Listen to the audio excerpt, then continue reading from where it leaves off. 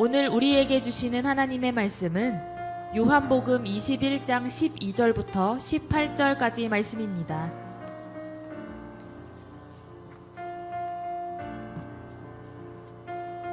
예수께서 이르시되 와서 조반을 먹으라 하시니 제자들이 주님이신 줄 아는 고로 당신이 누구냐 감히 묻는 자가 없더라. 예수께서 가셔서 떡을 가져다가 그들에게 주시고 생선도 그와 같이 하시니라. 이거는 예수께서 죽은 자 가운데서 살아나신 후에 세 번째로 제자들에게 나타나신 것이라. 그들이 조반 먹은 후에 예수께서 시몬 베드로에게 이르시되 요한의 아들 시몬아, 내가 이 사람들보다 나를 더 사랑하느냐 하시니 이르되 주님, 그러하나이다. 내가 주님을 사랑하는 줄 주님께서 아시나이다. 이르시되 내 어린 양을 먹이라 하시고 또 두 번째 이르시되 요한의 아들 시몬아, 내가 나를 사랑하느냐 하시니 이르되 주님, 그러하나이다. 내가 주님을 사랑하는 줄 주님께서 아시나이다. 이르시되 내 양을 치라 하시고 세 번째 이르시되 요한의 아들 시몬아, 내가 나를 사랑하느냐 하시니 주께서 세 번째 내가 나를 사랑하느냐 하심으로 베드로가 근심하여 이르되 주님, 모든 것을 아시오매 내가 주님을 사랑하는 줄을 주님께서 아시나이다. 예수께서 이르시되 내 양을 먹이라. 내가 진실로 진실로 내게 이르노니 내가 젊어서는 스스로 띠뛰고 원하는 곳으로 다녔거니와 늙어서는 내 팔을 벌리리니 남이 내게 띠띠우고 원하지 아니하는 곳으로 데려가리라. 오늘 이 말씀에 많은 은혜 받으시기 바랍니다. 할렐루야. 자, 옆사람 인사합니다. 주님의 이름으로 사랑을 축복합니다. 서로 얼굴 보고 인사합니다. 얼굴만 봬도 반갑습니다. 주님의 귀한 은혜가 함께 간절히 축원합니다. 오늘은 부활절 세 번째 주일, 부활 후 두 번째 주일을 맞이했는데 우리에 다시 찾아오신 우리 예수님께서, 부활하신 주님께서 우리에게 지금 말씀하시는 것이 무엇이냐라는 것을 오늘 디베레 바닷가에서 말씀하시는 그 말씀을 통해서 우리가 듣는 귀한 시간 되길 예수님의 이름으로 축원합니다. 따라서 믿다 다시 찾아오신 예수님. 독일의 유명한 신학자가 있습니다. 보네퍼라고 하는 신학자입니다. 그는 히틀러에 대해서 정언등도 하고 마지막에는 순교했던 사람이 바로 이 보네퍼입니다. 그런데 그는 그렇게 주장했습니다. 마치 운전자가 차를 마구, 미친 운전자가 차를 마구 몰면서 사람을 치어 죽이고 있는 것 같습니다. 우리가 기도해야 됩니다. 그리고 아니면 차에 올라타서 그 미친 운전자를 끌어내야 됩니다. 이 유명한 말을 비유로 하면서 암살 기도의 명분으로 삼았던 것이 바로 이러한 말들인 것입니다. 하지만 그 보네퍼는 39세에 체포됩니다. 그리고 형장이 이슬로 마지막 순교하고 사라졌던 것이 그의 삶입니다. 그의 삶에 순교하기 전에 살아있던 많은 사람들의 증언을 통해서 들리는 것은 이런 꿈을 꾸었다고 하는 이야기입니다. 하루는 보네퍼가 꿈을 꾸었는데 어떤 사람이 예수님 앞에서 간절하게 이야기하는 소리가 있었습니다. 그래서 누군가 봤더니만 히틀러였습니다. 그런데 히틀러가 예수님 앞에서 심판대 보좌 앞에서 말하기를 예수님, 나는 살아있을 때 한 번도 복음에 대해서 들어본 적이 없습니다. 예수님 믿으라는 소리를 듣지 못했다는 겁니다. 아무도 나에게 예수 믿으라고 권면하지 않았습니다. 내가 너무 억울합니다 라고 하는 말을 하더라는 겁니다. 이 꿈을 꾸고 나서 바로 이 보네퍼는 그 뒤로부터 내가 히틀러만 저항하고 히틀러를 내가 제거하려고만 한 것이 아니라 그에게 예수님을 전해야 됐었다라는 것을 마음속에 깨닫고 감옥에 있을 때 동료들에게 이야기를 했다고 하는 이야기가 전해지는 것입니다. 마지막까지 우리가 사명을 가진 자는 하나님께서 복음을 전하고 우리의 사명을 다하길 원하는 것이 하나님의 뜻이라는 것입니다. 그래서 우리는 복음 전파를 위해서 힘써야 된다는 것을 말씀해 주십니다.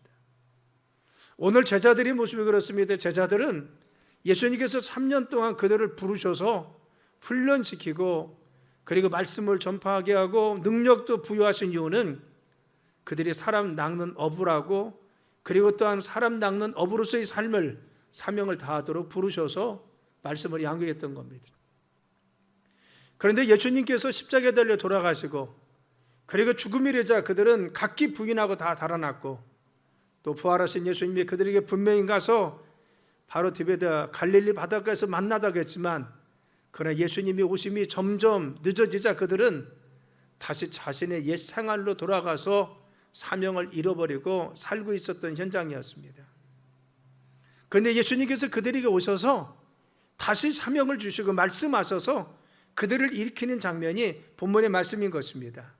그래서 바로 오늘 이 아침에 우리가 어려움 속에서 우리의 사명을 잃어버리고 주님 맡긴 일에 대해서 우리가 잃어버리고 살아가는 우리들에게 부활하신 주님이 무엇을 말씀하시는지 그 말씀을 듣는 시간 되길 간절히 축원합니다.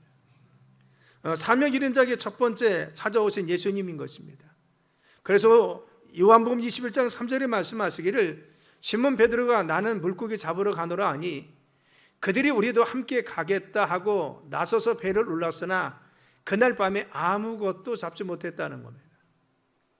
그들은 분명히 예수님 만나러 왔습니다. 예수님 말씀을 들으려고 했습니다. 예수님이 어떤 말씀하실지 기대하고 있었습니다. 그런데 예수님 오심에 지체되자 그들은 다시 옛 생활로 갔습니다. 그래서 고기 잡으러 갔다는 것은 무엇입니까? 7명의 제자들이 결국은 옛 생활, 그리고 옛 방식, 자신의 옛 습관으로 돌아간 것을 알 수가 있는 것입니다. 사명을 잃어버리고 그들은 무엇을 해야 될지 모르고 옛 생활로 돌아가서 밤새 고기를 잡았습니다. 그런데 전문가였던 그들도 한 마리도 잡지 못한 겁니다. 결국 주님이 함께하지 않으면, 하나님께서 도와주지 않으면 우리 인생에 아무런 열매가 없다는 것을 증거하고 말씀해 주신 것입니다. 바로 그들에게 바로같이 정말 그 자신의 일상으로 돌아갔지만, 자신의 삶으로 돌아갔지만, 그러나 주님께서 바로 이 말씀하신 말씀에 순종하지 않으니까 결국은 아무것도 얻지 못했습니다. 그런데 그들에게, 바로 실패한 그들에게 예수님이 오셔서 말씀하시면서 그들을 위로하시고 다시 사명을 일으키는 것을 볼 수가 있습니다. 사랑 여러분, 우리는 지금 어려움 속에 있으면서 때로는 내가 이전에 가지고 있는 열정도 뜨거움도 잃어버릴 수가 있었습니다. 그래 이전에 내가 맹세한 것이나 하고 있던 사역이나 일들을 내가 쫓고 지금 살아갈 수도 있다는 겁니다. 예전에 내가 전도도 열심히 했습니다. 그리고 열심히 봉사도 했습니다. 헌신도 했습니다. 또 말씀 가운데 있었습니다. 늘 새벽을 지키면서 내가 깨어 기도했습니다. 그런데 우리는 여러 가지 어려움이 오자, 그리고 우리 환경에 정말 그 여러 가지 힘든 것이 있자, 그리고 코로나로 인해서 우리의 장벽과 어려움들이 닥치자 우리는 그 모든 것을 잃어버리고 우리의 일상의 삶이 그냥 평범하게 이전과 같이 돌아가는 경우도 있다고 하는 것입니다. 그런데 사명을 잃어버린 그 제자들에게 찾아오신 예수님은 부활하셔서 오늘 동일하게 우리에게도 찾아오심을 믿으시길 간절히 축원합니다. 그래서 우리에게 말씀하시기 원하십니다. 우리가 지금 우리의 삶에 주님의 사명도 잃어버리고 열정도 잃어버리고 하나님에 대한 믿음도 잃어버린 우리에게 지금 다가오셔서 지금 말씀하시려고 합니다. 그래서 다가오신 주님입니다. 그래서 우리와 함께하기 위해서 우리가 오셨습니다. 그리고 뭐라고 했습니까? 우리를 회복시켜 주시는 것입니다. 오늘 12절과 13절에 이렇게 말씀했습니다. 예수께서 이르시되 와서 조반을 먹으라 하시니 제자들이 주님이신 줄 아는 고로 당신이 누구냐 감히 묻는 자가 없더라.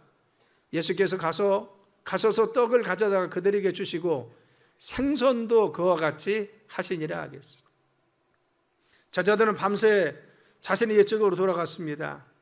그래서 자신의 기술과 자신의 모든 경험을 동원해서 밤새 고기를 잡았습니다. 그런데 중요한 것은 한 마리도 잡지 못했다는 겁니다. 우리가 보통 그렇죠.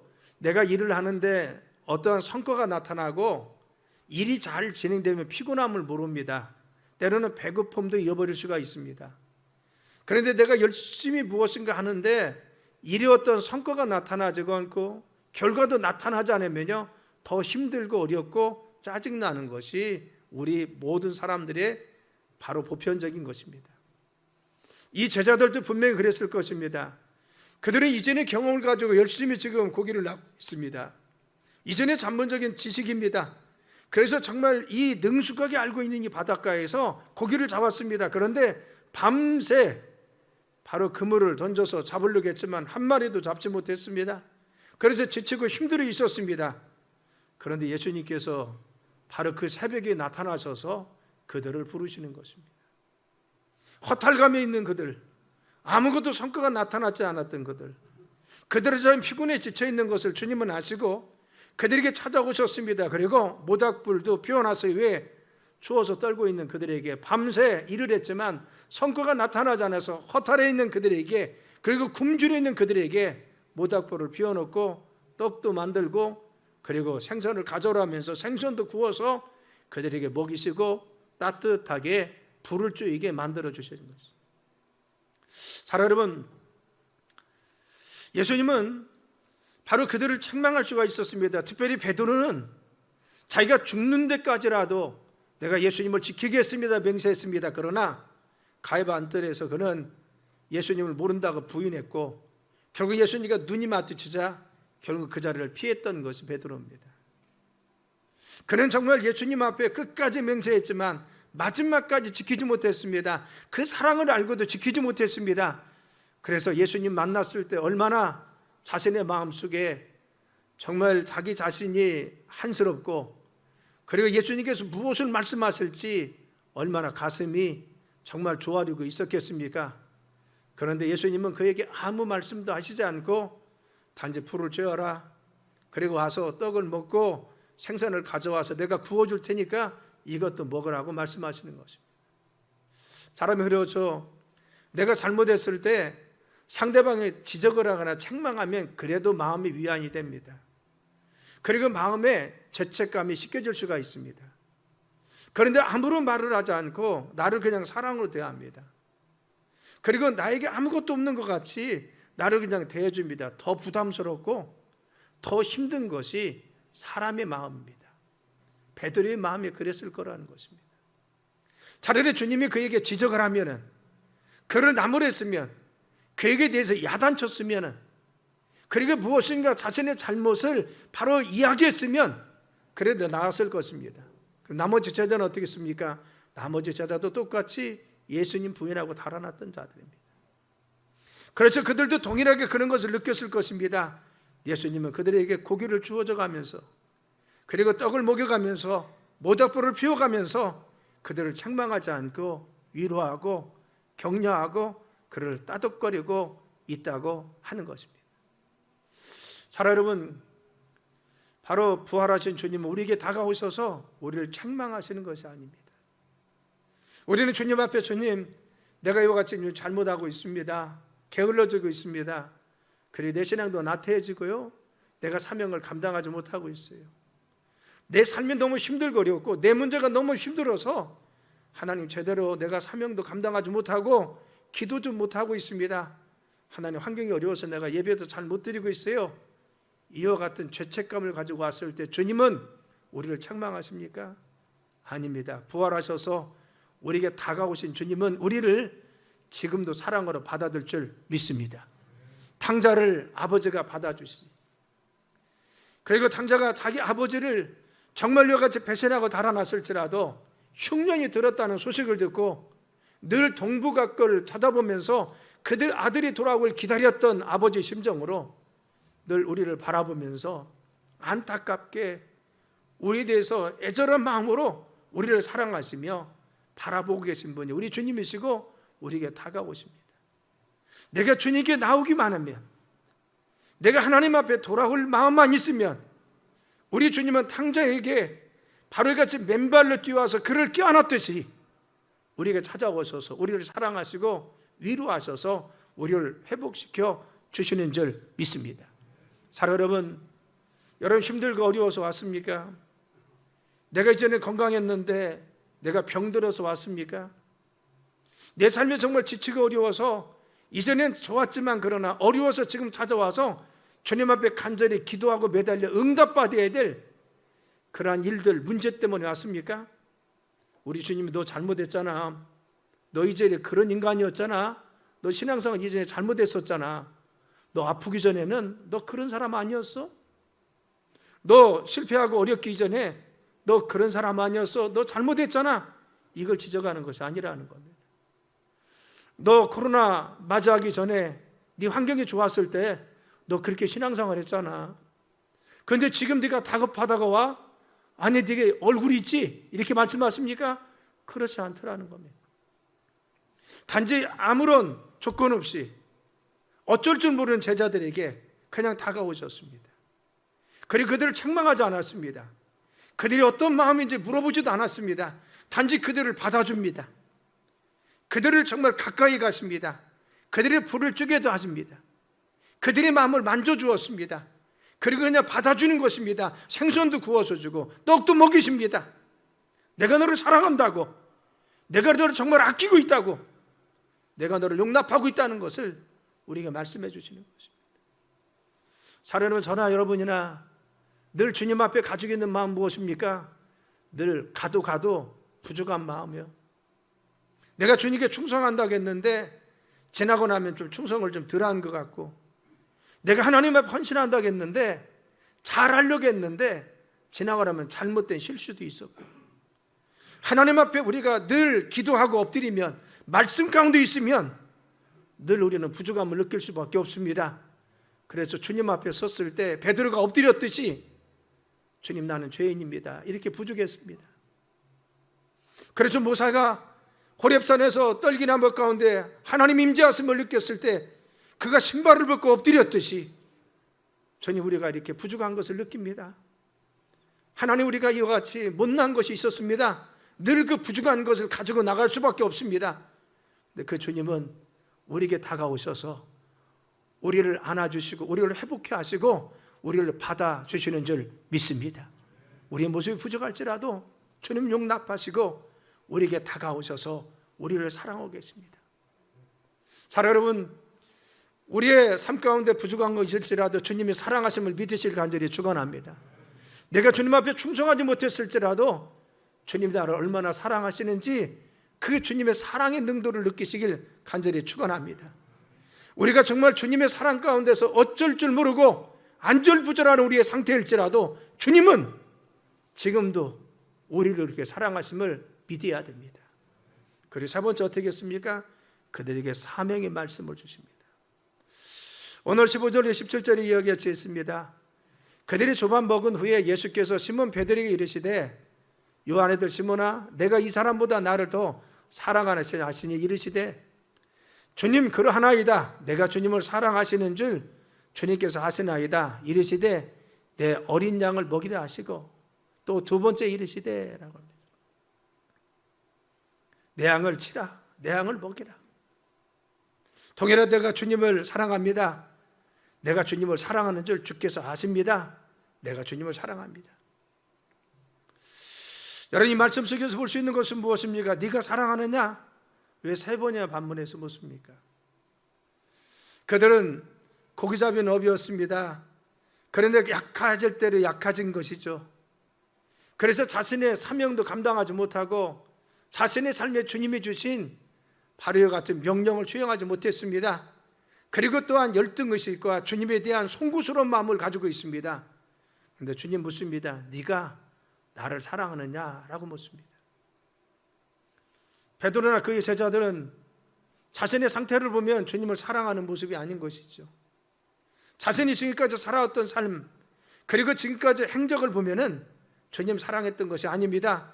그런데 그 주님은 네가 나를 사랑하느냐 묻고 계신 것입니다. 여러분, 이것은 무엇을 말합니까? 요한의 아들 시몬아 라고 물었어요. 왜 베드로야 라고 묻지 않고 요한의 아들 시몬아, 네가 나를 사랑하느냐 라고 했습니까? 그렇죠. 요한의 아들 시몬은 옛사람입니다. 예수님 만나기 이전의 사람입니다.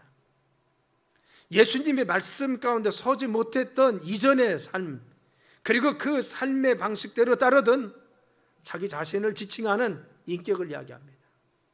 요한의 아들 시몬아, 이것은 무엇입니까? 나를 부인하고 간 것은 바로 그 상태였다는 겁니다. 네가 정말 그때 나를 정말 사랑했느냐? 라고 묻는 것이죠.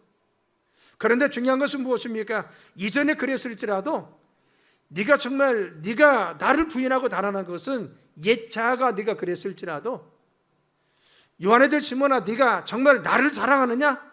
그런데 지금은 어떠냐 그겁니다. 너의 영혼 속에 가지고 있는 마음은 무엇이냐? 네 정말 영적인 갈망, 영의 음성은 정말 나를 사랑하고 있느냐? 요한의 시몬으로 돌아가서 나를 사랑하지 못하고 나를 배반하고 결국 떠났지만, 그러나 네 중심에서, 네 속에서, 네 영혼 속에서 정말 나를 사랑하는 마음이, 나를 아끼는 마음이, 나를 따르고자 하는 베드로 쪽에 고백했던 그 고백을 네가 가지고 있느냐 묻고 계신 것입니다. 제가 변동에서 목회할 때입니다. 어느 한 가정이 있었습니다. 이분은 알코올 중독의 남편이 있어요. 그런데 이분은 주기적으로 알코올 중독 증세가 나타납니다. 그래서 알코올 중독이라서 술을 며칠 동안 먹으면 아내가 전화와요. 목사님, 내 남편이 술을 먹은 지 며칠째 됐습니다. 가보면요, 여러분 술 먹은 사람이 누워있는 그 방 보면요, 술병에 넣어보낸 게 있고 냄새는 얼마나 나는지, 때로는 토한 모습도 있고. 그럼 가서 예배드리고 기도를 해줍니다. 그럼 또 회복이 해가지고 또 정상적인 삶을 몇 달 살아요. 그리고 어느 정도 지나면 또 나타납니다, 알코올 증세가. 그래서 또 이와 같이 반복됩니다. 한 번은 제가 몇 번의 그런 과정을 거쳐서 저도 많이 지쳤어요. 갈 때마다 정말 예배드리고 며칠씩 가서 또 기도하고 권면하고. 근데 이분은 한 가지 특징은 뭐냐면요, 조금 깨어나고 정신이 들면요 꼭 병원에 가서 간 검사를 합니다. 간에 이상이 있나, 간 검사는 잘해. 그래서 제가 너무 지쳐온 상태에서 어느 날도 연락이 왔어요. 그래서 그분을 제가 여러 번 가서 권면하고 여러 번 이와 같이 회복시켰잖아요. 근데 그날 가면서는 어떤 마음이 드냐면, 야, 이번 안 되겠다, 정말 가능할까? 이런 어떤 절망감이 제 마음속에 들었어요. 이분이 정말 치유될 수 있을까? 회복될 수 있을까? 이 마음입니다. 제가 신방을 갔으니까 이제 그냥 술병도 지우고 아내와 함께 예배를 드리기 시작합니다.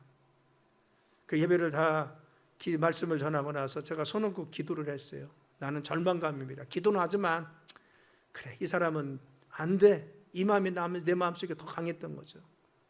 그래서 제가 기도를 하는데요, 내 마음속에 주님의 음성이 들립니다. 이 영혼이 얼마나 나에 대해서 갈망하고 있는 줄 아느냐, 이 음성입니다.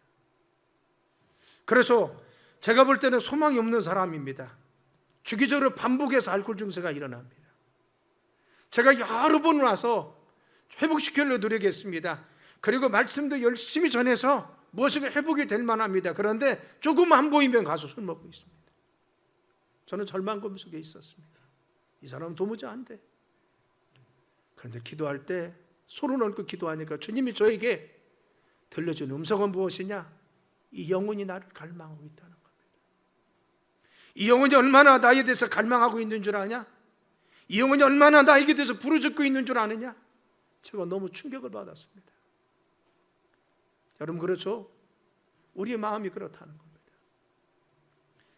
우리가 볼 때 우리 자신이 내가 부족한 것이 있고 연약한 것이 있고 내가 넘어진 것이 있고 내 삶에 무너진 것 같아서 나는 절망 중에 있는 것 같을지라도, 또 다른 사람 볼 때 우리가 그들이 그와 같이 보일지라도 중요한 것은 그 영혼이, 내 속에 서 있는 이 영혼이, 바로 이 영이 부르짖는 그 음성이 있다는 것을 분명히 믿어야 돼. 내가 주님을 사랑하는 마음, 주님 앞에 내가 열심히 이고 싶은 마음, 주님께 면류관 받고 싶은 마음, 내가 주님께 충성하려는 마음, 내가 주님에게 헌신하려는 마음, 여러분 그 영혼의 음성을 듣고 있습니까? 우리 주님은 그들의 그 영혼의 음성을 들은 것입니다. 내가 너를 사랑한다고 하는 것은, 내가 너를 진심으로 이와 같이 사명을 맡긴다는 것은 그 영혼이 가지고 있는 그 제자들의 음성을 들었습니다. 영혼의 갈망 요청을 들었습니다. 그리고 그 영혼이 부르짖는 그 음성을 듣고 우리 주님은 그들에게 찾아가서 그들을 만나시고 회복시켜서 다시 일으켜 세워준 것을 볼 수가 있는 것입니다. 사랑하는 성도 여러분, 때로는 우리 자신을 생각할 때 부족한 것도 많고 내가 주님께 충성하지 못한 것 같고 정말 주님 앞에 기도할 때 부끄러운 모습들이 많이 있습니다. 그리고 내가 정말 이런 기도해도 되나? 내가 잘못 살았는데 그럴 때도 많이 있습니다. 그러나 우리 주님 보시는 것은 내 삶의 그동안 과정을 보시는 것이 아니라 내 영혼이 주님에 대한 열심과 열정을 보십니다. 내가 주님을 사랑하는 마음, 주님께 충성하려고 했던 마음.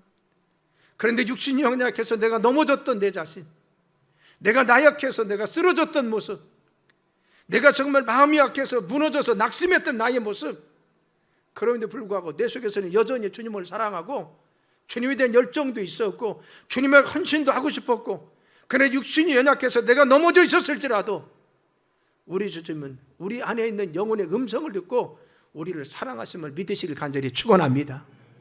그 제자들에게 그 영혼의 음성을 듣기 원하셔서 네가 나를 사랑하느냐, 네 영혼 속에 나를 진정으로 사랑하는 마음이 있느냐. 베드로야, 네 마음속에 시몬의 아들로 있을 때, 요한의 아들로 있을 때 그 모습이 아니라 네가 정말 베드로의 상태에 있었을 때 나를 사랑했던 모습이 있느냐? 지금도 그 열정과 뜨거움이 있느냐? 네가 실패 속에 있었지만 그러나 그런 마음, 하나님 앞에 바로 서려가는 마음을 네 심령 속에 가지고 있느냐? 이걸 물으시며 사랑하느냐고 묻고 계십니다. 우리가 주님 앞에 영으로 대답하는 귀중한 시간 되길 간절히 축원합니다. 그리고 말씀하십니다. 그의 그 사랑을 확인하고 나서 내 양을 먹이고 치라고 합니다. 양떼는 누굽니까? 우리 주님의 양떼입니다. 성도를 이야기합니다. 그래서 바로 그에게 사명을 주십니다. 그래서 다시 일어나서 일을 감당하라는 거죠. 내가 나를 사랑한 줄 내가 알기 때문에 내가 다시 양떼를 맡긴다는 것입니다. 네 현재 모습이 중요한 것이 아니라, 실패한 네 모습을 본 것이 아니라, 낙심에 빠져서 정말 좌절한 네 모습이 아니라 나를 사랑하는 이 영혼의 마음을 알기 때문에, 그 음성을 들었기 때문에 베드로야, 가서 이제 사명 감당하라, 이제 그 일을 감당하라 말씀하십니다. 그리고 교회를 맡기시고 사명을 맡기셔서 베드로는 끝까지 순교가까지 그 사명을 감당합니다. 우리가 잘 알고 있는 생키비치의 쿼바디스라고 하는 책이 있습니다. 거기에 이런 장면이 나오죠. 베드로가 자신의 말년의 노마에 가서 복음을 전합니다. 네로 왕자에 의해서 한참 극심한 박해가 있고 수없이 많은 사람들이 순교를 당하던 그 시절입니다. 그런데 베드로 사도가 너무 어려운 상황에 처해 있습니다. 그래서 노마 성도들이 베드로에게 목사님 제발 잠깐 피해 입읍시다. 어려운 기간에 잠깐 피해 있다가 다시 오세요라고 권면합니다. 베드로는 그 말을 듣지 않다가 나중에 너무 권면해서 잠시 피하려고 합니다. 새벽녘에 알반이라고 하는 언덕을 막 지나서 노마성을 빠져나갈 때쯤 되었습니다. 동쪽에서 햇빛이 비춰오는데 바로 햇빛 사이로 우리 주님, 어떤 분이 지나가는데 주님이었습니다. 그래서 베드로는 아무 말씀하지 않고 지나가는 주님 앞에 그는 코바디스 도미네 합니다. 주님 어디로 가십니까? 라고 묻습니다. 주님 아무 말씀 하시지 않고 가시면서 그에게 공중에서 주님의 음성이 들립니다. 네가 버리고 있는 노마에 있는 성도들, 네가 버리고 떠나가는 노마 성도들을 위해서 내가 다시 십자가에 못 박히기 위해서 노마성에 들어가고 있다는 겁니다. 너는 지금 핍박이 왔다고 해서 노마성을 빠져나가고 있는데 네 안전을 위해서 사명을 잃어버리고 지금 이 노마를 빠져나가고 있는데, 네가 감당하지 못하는 그 사명, 네가 해야 될 일을 하지 못하는 그 사명을 내가 다시 감당하기 위해서, 다시 십자가에 못 박히기 위해서 내가 노마성에 들어가고 있다라고 합니다. 이때 베드로는 주님 앞에 통곡하면서 자신의 죄를 회개합니다. 그리고 다시 노마로 들어갑니다. 그리고 마지막에 십자가에 달려 그가 순교하는데, 자신은 예수님과 똑같이 정상적인 십자가에서 자신은 못 박힐 수 없다고 거꾸로 매달려서 결국은 십자가에서 순교하면서 마지막 일생을 보냅니다. 사랑하는 성도 여러분, 우리 주님이 다시 찾아오셔서 우리에게 말씀하시는 것은 무엇입니까? 다시 네가 사명 가운데 또다시 일어나라는 거죠. 내가 너희들을 위해서 십자가에 못 박혀서 죽었다는 겁니다.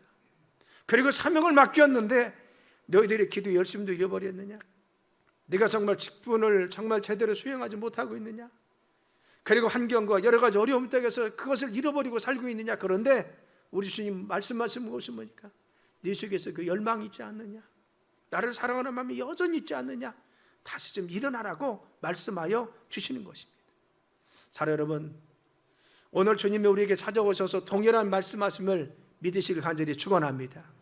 내가 사명을 잃어버리고 있을 때 주님이 나에게 동일하게 찾아오십니다. 그리고 회복되기를 원하십니다. 우리를 다시 일으키기를 원하십니다. 사명 가운데 다시 붙들기를 원하십니다. 성령을 통해서 우리를 이루하시고 우리에게 축복하여 주셔서 능력 가운데 다시 일어서길 원하시는 것입니다. 사명으로 다시 일어나서 주님 사명 감당하는 우리 갈막 교인들 되길 예수님의 이름으로 축원합니다. 기도합니다. 요한의 아들 시몬아, 네가 나를 사랑하느냐? 내 양을 먹이고 치라고 말씀하신 주님, 우리가 정말 부족하고 연약해서 우리의 옛사람이 우리를 무너지게 하고 낙심하게 하고 좌절 속에 빠지게 했었습니다. 그러나 우리 주님은 우리 속에 있는 주님을 사랑하는 마음, 주님에 대한 열정, 하나님 앞에 헌신하려고 하는 뜨거움, 내 영혼이 가지고 있는 주님에 대한 이 마음을 보시면서 우리를 사랑하시고 회복되기를 원하십니다. 주님, 저희들이 다시 일어나게 도와주옵소서. 부활하신 주님이 이 아침에 와서 우리에게 묻고 계십니다. 네가 나를 사랑하느냐? 라고 물으십니다. 우리가 주님 앞에 이에 내가 주님을 사랑합니다. 이에 내가 여전히 주님을 사랑하고 있습니다. 우리의 영혼의 갈망의 요청으로 주님께 뜨겁게 대답하게 도와주시고 주님께서 내 양을 먹이고 치라는 음성을 순종하여 주님의 상염, 주님께서 맡긴 일 망각하지 않고 그 사명 가운데 다시 일어서게 도와주옵소서. 어려움 속에, 그 여러 가지 제약 속에 하나님, 저희들이 주님 마땅한 직분과 사명들을 감당하지 못했음을 용서하시고 이제는 다시 저희들이 뜨겁게 일어나게 도와주시고 우리의 열정도, 우리의 뜨거움도, 사랑하는 마음도 회복되도록 붙들어 주옵소서. 특별히 우리 갈막교회 성도님들 어느 곳에 있을지라도 주의 사망 가운데 주님께서 뜨겁게 사랑하시고 역사하여 주셔서 하나님의 귀한 영광이 저들의 삶에 충만히 드러나도록 내 주님 붙들어 주옵소서. 예수님의 이름으로 간절히 기도드렸사옵나이다.